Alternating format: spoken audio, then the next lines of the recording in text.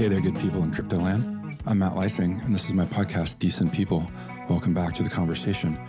On the show today, I have Andy Bromberg. He is the CEO of Eco, which is a decentralized financial startup. And one of the products that they have come out with recently is called Beam, which is a completely decentralized wallet infrastructure that is using account abstraction.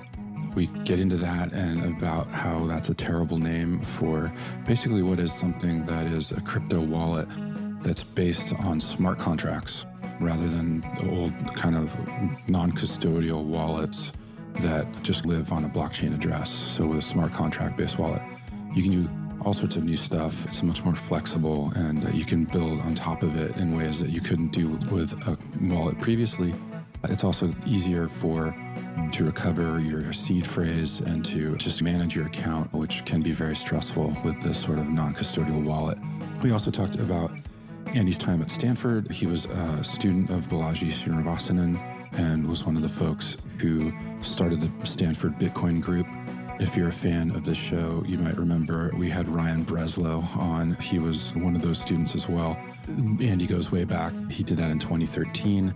We talked about also the sort of foundational building blocks that are being released lately in the industry and how some of those things like account abstraction, multi-party compute, and others are really laying a foundation for hopefully huge advances to come in what blockchain protocols and apps can do. So with all that out of the way, let's get to the conversation. Thanks for being here as always, and I hope you enjoy it. Hey, Andy, how you doing? I'm good. Thanks for having me. Yeah, it's a pleasure. I've been wanting to have this conversation because finally I've got somebody on the line who is really deep into account abstraction, the new wallet standard on Ethereum. And so I'm excited about that. But first of all, I thought we could talk about, we write a newsletter every week at Decential, and I was just putting ours together. And there were a couple of stories on central bank digital currencies that we were highlighting. So I thought, as someone who's like deep into payments as you are at Echo and now at Beam, I would really love your take on what you think about CBDCs, because the two stories that kind of caught my eye this week is one in China. They're now allowing tourists to use MasterCard or Visa to load a digital wallet with their central bank digital currency, the ECNY, right? That's on top of the pilot program that's been going on for a while in China, where they're using a digital currency issued by the state. The issue here, of course, for me, just if people don't know, is it's you can track everything you're doing. Every transaction is known to the government, what you're purchasing and all that stuff. So for a surveillance state, it's like a wet dream. There's that aspect to it that I find really troubling. And then in the United States, the other story that I was looking at was that a congressman has introduced a bill that would ban the Fed in the U.S. from even exploring a central bank digital currency, like a digital dollar.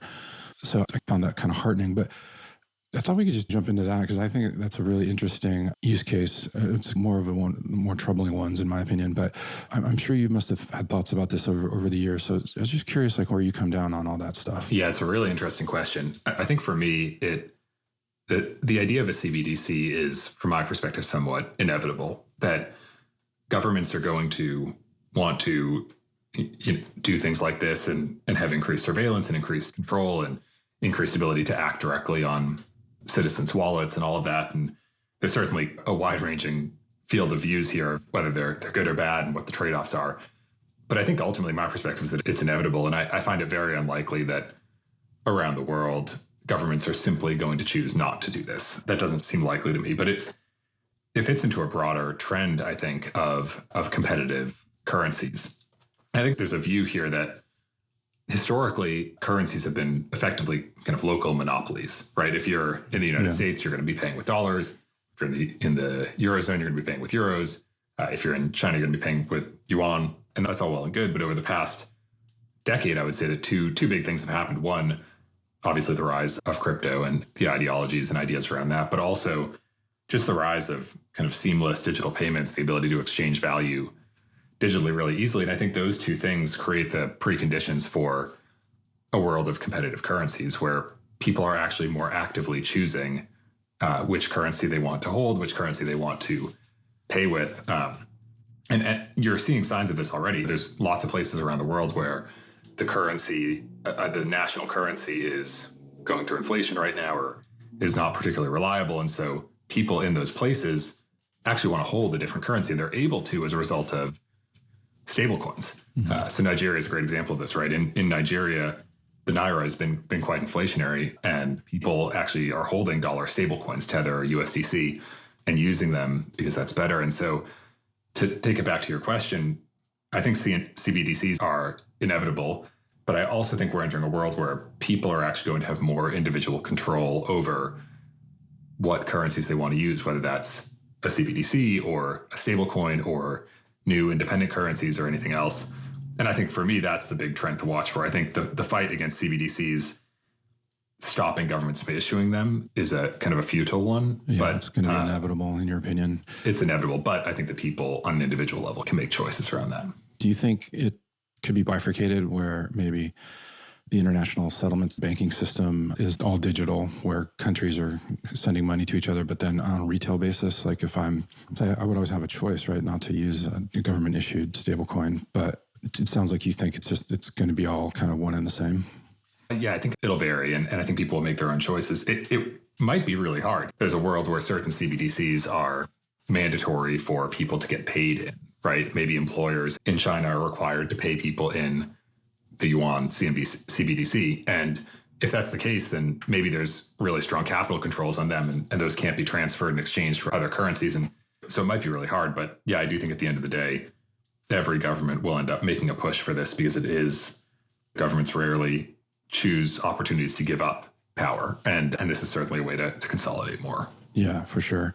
And also the efficiencies gained in that whole system is it's hard to ignore that, right? That's right. We've got, God knows how long it takes sometimes to send wires overseas. And then there's still a 2-day settlement period in the United States. I think, I guess where I come down is I'm all in favor of like private issuers like Circle issuing US dollar coin, or even Tether, which I've had my ups and downs with over the years, which I find fascinating that it's still around and legit. But let's dive in a little bit. Tell me about Eco and what you guys started there, and then how it sounds like there was a bit of an evolution into Beam, what you guys are doing now, which is a non-custodial wallet in the parlance of the terms, which we should get into because I hate the terminology in this discussion, and I wish somebody would do something about it. I think it's a real barrier. But anyway, tell me about Eco and what the plan was there.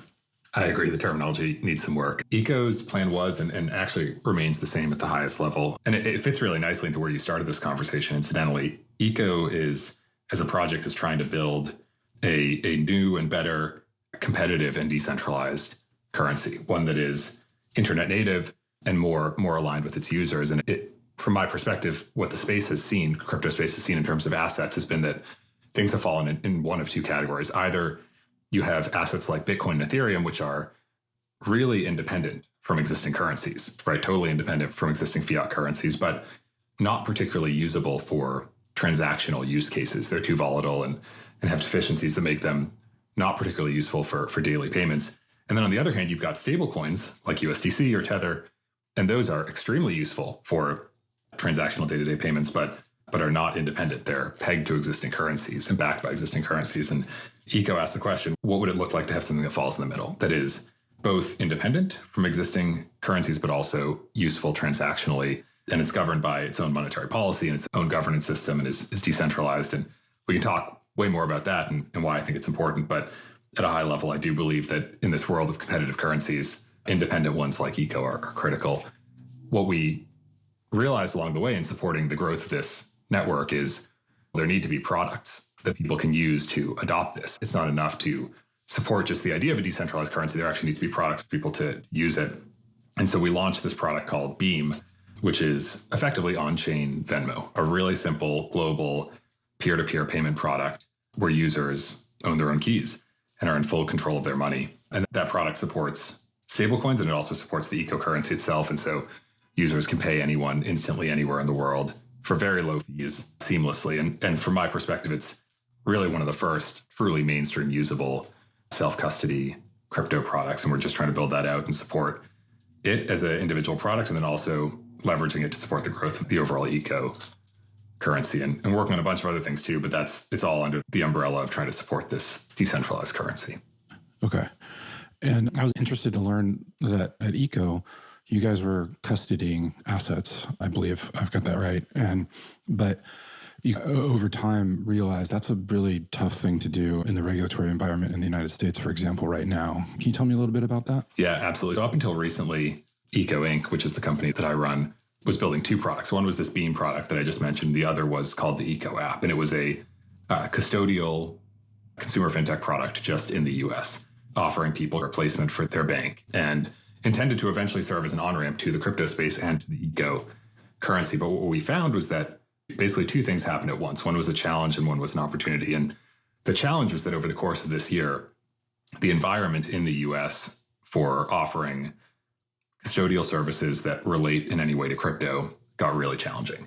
And a great example of this is Revolut. So Revolut was a multi-decacorn neobank, and this year they've decided to stop offering crypto trading services, Bitcoin, Ethereum, in the United States because their partner financial institutions just said, hey, with the uncertainty, we can't really support this anymore. And so they're winding down that service. And so we made the challenging decision to wind down the Eco app, this custodial product in the US that was offering this kind of on-ramp to crypto in the long run.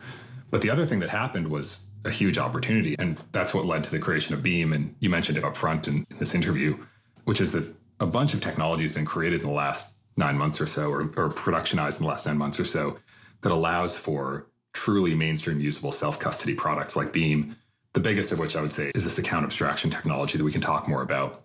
And I think finally, this 15-year vision of peer-to-peer electronic cash system can be realized through a bunch of the innovation that's happened over the last year or so.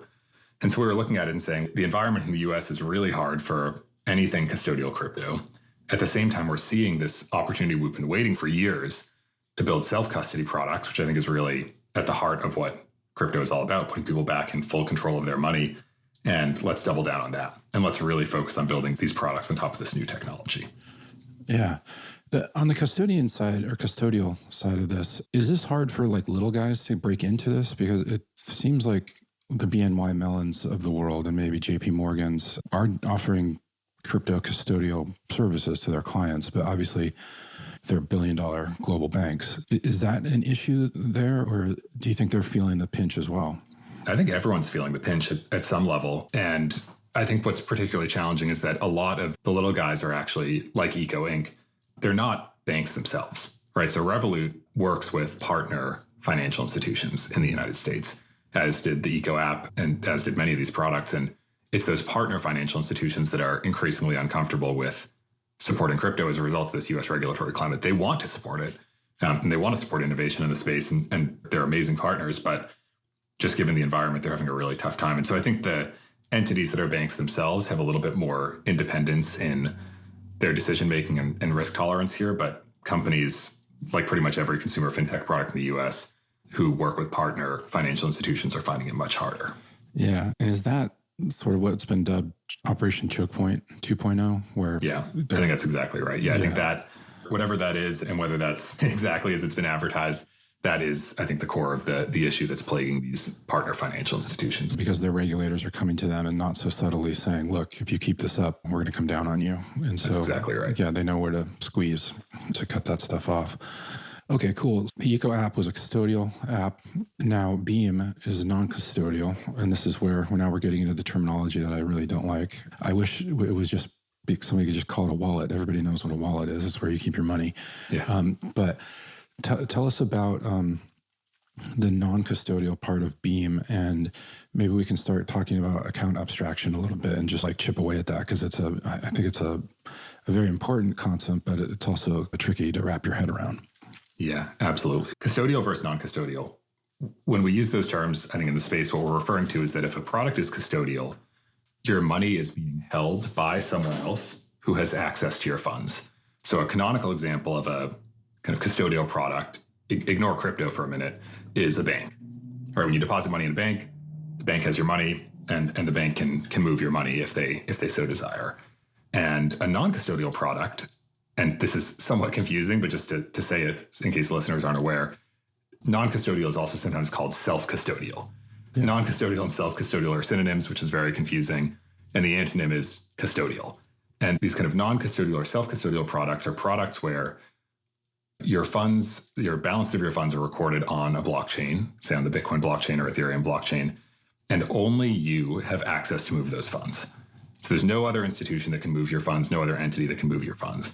Yeah. And that I think is really important because it reduces the trust.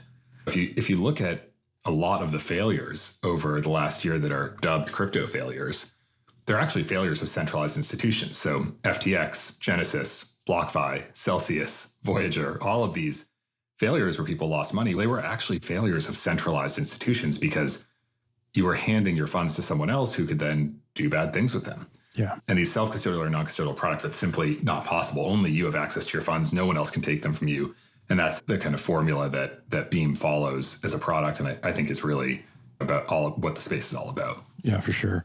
And then, but the drawback here is that because you're in control of your wallet, your non-custodial wallet, you've got your private key, your public key. If your private key gets compromised, you lose it, you're screwed, right? You're either going to have your money stolen or it's just going to be frozen there. And that's always been, I think, a big barrier to entry for a lot of folks to have to take on that kind of responsibility. And that's where another great name here, the account abstraction, comes in. And this is totally what happens when you let engineers and developers name things. Yeah. It's just, come on, let's get a PR team together. Tell me a little bit about account abstraction and what is different about that compared to a non-custodial wallet. Yeah, absolutely. So I think there's a couple things here. The first thing I would say is that there is technology, account abstraction and otherwise, that allows for the management of those keys to be much easier. For example, with Beam, when you go to beam.eco, you instantly have a non-custodial wallet, and the key for that wallet is stored in your browser. But then if you want to save access to that so you can open on another computer or access it if you lose your phone or anything like that, you can actually go in and sign in with your Twitter account, pursue other authorization options to add a password, and your private key gets effectively saved in that way. And so then you no longer are responsible for this kind of string private key. All you need to do is be able to log in with Twitter and remember your password. And that happens actually not through account abstraction, but through a different piece of technology called MPC, or multi-party computation. And effectively what that means at a really high level is that private key that gives you access to your funds gets broken up into pieces, and different pieces are put in different places. One piece is put somewhere relating to your Twitter account. One piece is generated in part through a password you enter. You can break it up into an arbitrary number of pieces and reclaim access. And there's a bunch of great companies working on this right now. Web3 Auth, Privy, Fund.xyz, a bunch of amazing companies doing work to make the management of keys much easier. So that's really important. That's even before you get to account abstraction, which I can certainly dive into if that's helpful now. So it's basically like the Horcruxes for Voldemort's soul, right? It's broken up and hidden or in different places. I love that. That's exactly right. Yeah. Okay. But another thing that we should touch on here is that a non-custodial wallet it doesn't have much utility. It's really just a place to store an NFT or your coin, whatever assets you have, right? And so one of the innovations with account abstraction is now the wallet is actually a smart contract. Right. Can we talk about that a little bit? And what does that allow you to do that you can't do with a non-custodial wallet? Yeah, that's a great question. The account abstraction wallets are still in the category of non-custodial wallets, but there's a big gap here. And the analogy I like to use is that it's as if we're looking at the move from flip phones to smartphones. So when it was just flip phones, effectively all you could do, I'm simplifying a little bit here, but effectively all you could do was send text, receive texts, make calls. That was it. And then we got to smartphones, and with smartphones, we could then run arbitrary code. We could then run apps, and that massively expanded the capacity of kind of what you could do on your phone, the world of possibilities of what you could do on your phone. And account abstraction is effectively an upgrade to the Ethereum protocol and other protocols that looks very similar to that. Historically, user wallets, non-custodial wallets, all they could do was, like you said, basically sign and send transactions. That was it. You could send money, you could hold money, you could interact with other things, but you couldn't actually run any code on the wallet itself. And with this account abstraction technology, it's done sort of a smartphone upgrade to user wallets, where now the wallet that a user has, this non-custodial wallet, can run code. And just like with the App Store and smartphones, that creates a huge universe of possibilities for ways that you can improve the user experience. I'll give you just one as an example. historically with these kind of flip phone style wallets, which is how Ethereum wallets used to be, if you wanted to send any money, any token to anyone, you needed to have Ethereum tokens, Ether tokens in your wallet to pay for the transaction fees. Mm-hmm. So if I had USDC, a stablecoin in my wallet, I needed to have Ether in my wallet to pay for the transaction fees. And this is a huge barrier for mainstream consumers. It's like saying to someone, oh, if you want to pay in dollars, you also have to have euros in your wallet to pay for the fee on the dollar transaction. It doesn't really make any sense. And we might be used to it as kind of people that are used to crypto paradigms. That was very abnormal for mainstream users. Account abstraction does things like allowing you to run code on your wallet that allows someone else to pay the transaction fee in Ethereum, in Ether, for your transactions. You can set it up so that when I want to send USDC from a kind of account abstraction smart contract wallet, I send the USDC to the recipient. I also send a little bit of USDC to someone else who then sponsors the Ether required for my transaction. And they're compensated by the USDC. So all of a sudden you can have user wallets that never have any Ether in them, that just have USDC or whatever the person wants to receive and send. And that can make it much, much easier. And that's just one of the things that you can do with this account abstraction technology. Yeah, that's great. And is this where Visa comes in as well? Because they're now offering, like, you can pay gas fees with your Visa card. They put out is that because of account abstraction? Yeah, exactly. Okay. They put out some proof of concepts on this, but that's basically, they're now allowing in these proof of concepts user wallets to not need to have Ether in the wallet and instead pay with an external source. Yeah, because like the other point here is, I guess if you're doing a lot of transactions or you're maybe doing automated transactions, you can run out of Ether and then your whole scheme fails, right? Because you don't have anything to pay for transactions with. Yeah, I was talking to someone about this. They had a great analogy for it that, if you send someone USDC to a new wallet, a wallet that's never had anything in it before, that's a little bit like delivering a car to someone's house with no gas in the tank. The person can't send it if it's a normal Ethereum wallet because they have no Ether. Now with these smart contract wallets and account abstraction, that person could actually be able to, if it was a smart contract wallet, be able to send that USDC out, even if they don't have Ether in their wallet. Yeah. Let's go back a little bit into your past. I noted you were in the Stanford Bitcoin Group in 2013, very early. Congrats on that. I went to Cal, so I'll have to forgive you for going to Stanford. But we'll let that go. Yeah, we'll let that go. So it was very, obviously, Bitcoin had been around a little while, but not too long. Were you always into technology, and was that just something that came across your radar naturally? It was not. I got very lucky. When I got to Stanford, I had this professor named Balaji Srinivasan, who was a professor at Stanford, but then went on to be general partner in Andreessen Horowitz. He founded Earn.com, which sold to Coinbase. He was Coinbase's CTO, and now he's doing all sorts of things and investing in projects. If you don't know who Balaji is and you're listening to this podcast, I want you to just turn it off right now. I agree. Better to listen to him than to me. So go listen to some Balaji podcasts. But yeah, he was my professor at the time, and I took a class taught by him. And after the class, he convinced a group of us, about 7 of us, to start the Stanford Bitcoin Group. And he was pounding the table. This was 2012, pounding the table saying Bitcoin is going to be this huge thing. It was going to really matter. And like you said, this was pretty early, not the earliest days, but pretty early. And I think we were a little bit skeptical, but the more we dug in, the more time we spent with him, the more we realized this is going to be a really big deal. And so we started the Stanford Bitcoin Group, did a bunch of really interesting academic research and advocacy work, and built some cool projects. And I just got super fortunate to have him as a professor. Was Ryan Breslow in that group? He was also in that group. Yeah, absolutely. Yeah, I had him on the podcast and we talked about that. And he same way, he's just gushing about Balaji and how amazing it was to have him like in his life and just as a resource. Incredible resource, incredible mentor. And yeah, we owe him a lot for getting us into the space. So so you were skeptical at first with the group, but what sort of turned you around, or what was that like? I think it was really just digging in and realizing how interesting this piece of technology was and how big an opportunity it was. And then something happened I forget if it was late 2012 or early 2013, but the Cyprus economy collapsed. And this was a really interesting moment for, I think, a lot of early Bitcoiners, where the government took a haircut out of people's bank accounts.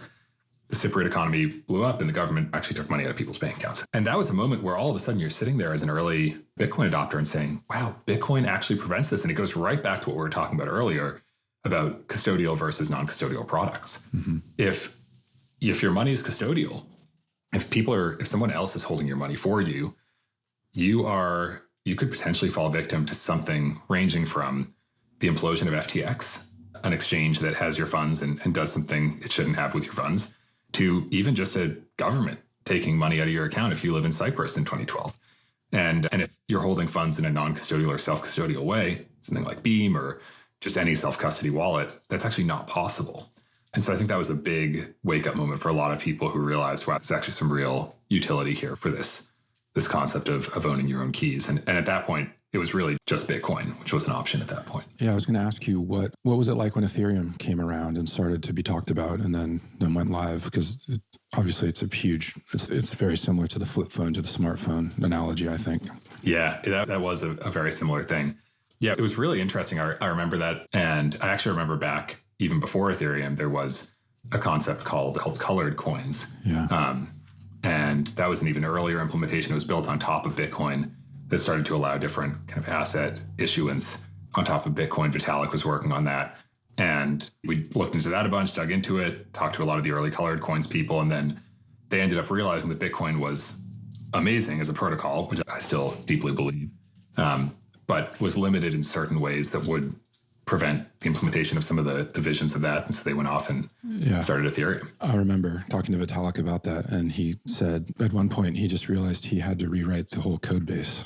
That's right. And okay, I'll do that, but I'll do it completely from scratch. Yeah. So growing up, was like technology a big part of your life, or because also running right under a lot of what we're talking about here is about like financial freedom and about the ways that governments can or cannot impose their will on you, right? And crypto gets around a lot of those ways. Was that something that you grew up with in your past, or where do you think that might come from? Yeah, I was always really interested in technology. In high school and even back in middle school, I was running websites and doing affiliate marketing and started a marketing firm and all sorts of things like that. So I was just really interested in the internet. And I feel incredibly fortunate to have grown up in a time where that technology was available and you can learn anything you want to learn. It's at your fingertips instantly. And I think that's really powerful. And so that technology has always been a part of my life in that way. I grew up outside of Boston, Massachusetts. Okay. Yeah, I spent most of my childhood there. And did you have brothers and sisters? I have a younger brother. Yeah, 2 years younger. Is he into tech as well, or? Not as into tech as I am, but yeah, also obviously grateful for growing up at this age of all this technology. Yeah, for sure.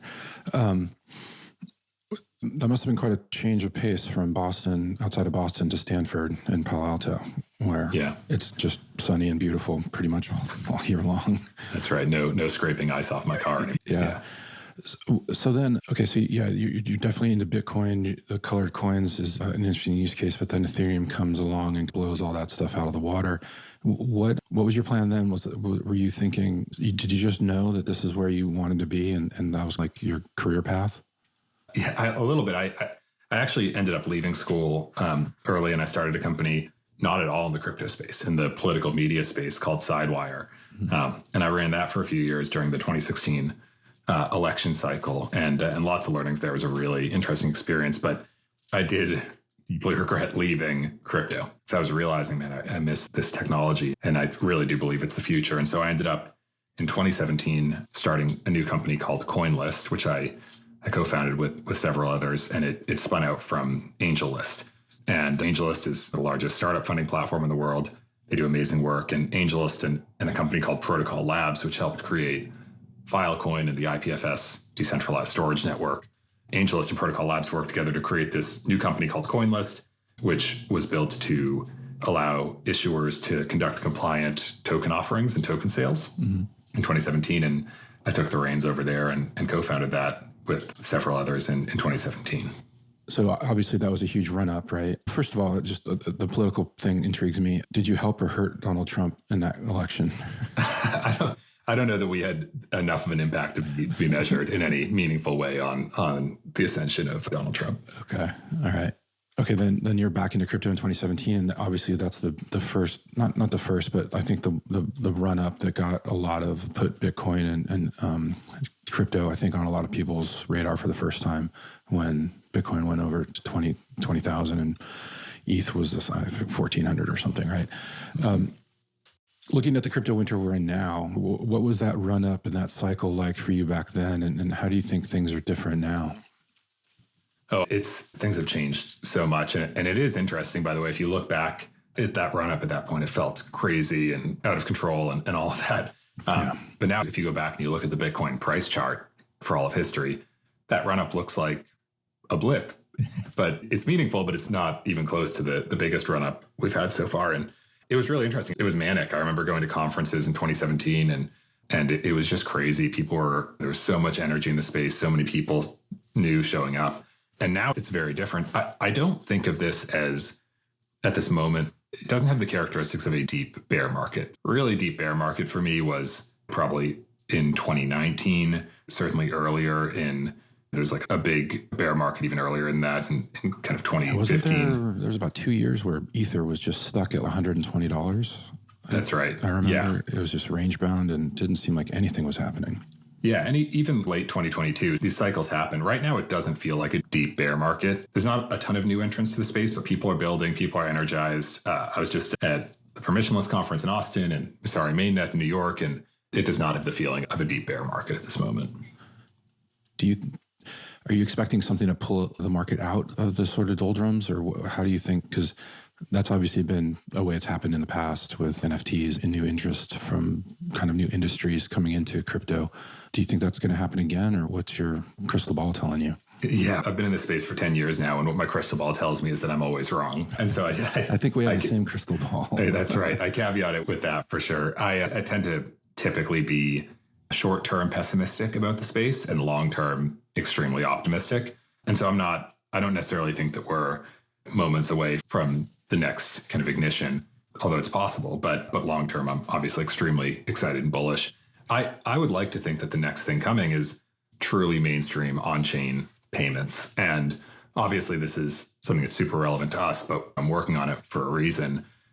I really think, and I mentioned this earlier, I think, but if you go back to the Bitcoin white paper, its title is Bitcoin, a peer-to-peer electronic cash system. Mm-hmm. And the vision of Bitcoin was money, right? It was peer-to-peer electronic cash. And I think that now, 15 years after that white paper, the technology actually exists to build that out. When I say that, I'm talking about obviously the concept of decentralized payments created by Bitcoin, but also smart contract platform in Ethereum and stable coins, which people often really want to pay with, and DeFi, which is this foundational financial infrastructure, and then roll-ups and L2s and much cheaper and faster transactions. And then finally, this account abstraction technology. I think we've built up over the last 15 years as an industry a stack that will now allow on-chain payments to really flourish for the mainstream. And I'm optimistic that that's what drives the next wave. Yeah, I think I read that you said something along the lines of, it feels like people have been building web browsers rather than web pages. That's right. Yeah, like you need the actual, I hate the word content, but you need the actual underlying stuff for a web browser to work or to be useful. It's interesting though too, because at the same time, like you're saying, all these pieces are in place, but you guys are making a very concerted effort with Beam to make it like easy as pie to get into this, right? You click a link and now you're set up. And so we're still at a phase, I think, where a lot of that hand-holding is needed. Do you feel like that way? I actually don't. I think if you want to get people to use the deepest parts of crypto, then absolutely. But I actually think this account abstraction technology has enabled these products, truly self-custody products, to be used without any expertise. I've said this before, but I have family members who, again, have been in the space for a decade. They've never used self-custody products, and they did with Beam for the first time, because all you have to do, one of the cool features about Beam is you can send money with a link. So I can take USDC or eco-currency and create a link and text it to you or WhatsApp it to you or email it to you or whatever. You tap that, you instantly have that money in a wallet that's yours, and you can send it right back with a link or by typing a username that's on-chain, and it feels just like a Web2 product. And so I think it's actually possible to build products like Beam. Beam is just one example. I think there's going to be many that feel like Web 2 or even better, but fully give you the benefits of owning your own keys and having control of your money. Yeah. And I was just going to ask you about that because I wanted to first ask you, how are you improving on Venmo? But then it's clear that you need a bank to have Venmo. And then, so it's a custody situation again that we've been talking about. But with Beam and these other possibilities, you're still in control of your funds no matter what. That's right. Yeah, I think it's other things too. Beam is global. You can pay anyone anywhere in the world. Venmo has geographic restrictions. Venmo, because it's built on the ACH rails and needs to deal with fraud and reversal risk from that, has limits on you. You can only send so much money every week, so much money every day, so much money in a single transaction. Beam has no such limits. You're in full control of your money. It's also easier onboarding path. You can simply tap a link someone sends you and you have a Beam account that you can send money from. Venmo obviously has more onboarding required.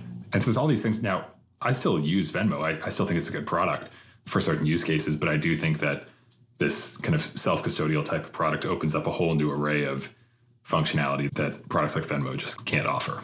Yeah, I was going to say, talking about the newsletter again, another item in there this week was that Venmo is now, you can get the PayPal stablecoin that they came out with just a little while ago. So while I am very much more on your side of the fence here with Beam and decentralized finance in all ways, shapes, and forms, I do think it's interesting that Venmo and PayPal and people are not only not ignoring this, but they're adopting it. And I think that says a lot. And I think that Beam is going to appeal to a certain group of people, but then Venmo is going to get another group of people, probably if they're curious about crypto or what DeFi. It's not a bad place to start. Oh, no. And in fact, I would argue that one of the biggest problems in the space is, from a user experience perspective, is on-ramping and off-ramping. So getting money from the existing financial system onto stablecoins or crypto rails and back. And PayPal is perfectly positioned to do that because they are connected so deeply into the global traditional financial system. And in fact, they've built a great on-ramping experience with their PayPal stablecoin, PYUSD. I've used it. It's amazing. You go into PayPal. I have my bank connected to PayPal because I've had it that way for years. And you can type in, I want 20 PayPal USD, hit buy, and $20 leaves your bank account. And you end up with 20 PayPal USD. Now, that PayPal USD is held in custody by PayPal. After you wait a few days, you can send it out. You can send it into a self-custodial wallet or anywhere you want, and you can truly hold that money. And yeah, I think PayPal is doing amazing work in the space and supporting innovation, on-ramping and off-ramping in a really big way. Yeah. You mentioned it a few times, the eco currency that you guys, I guess you created. Can you tell me a little bit more about that? And was it an ICO process, or what is how did that come to be? Yeah, eco did not have an ICO. It's an independent and decentralized currency. And yeah, it's the original vision of, I think, a lot of what we've worked on for years. And I said this up front, but I just think we're entering this world of competitive currencies, and stablecoins are amazing. I love them. Beam supports them. I think they're incredibly useful.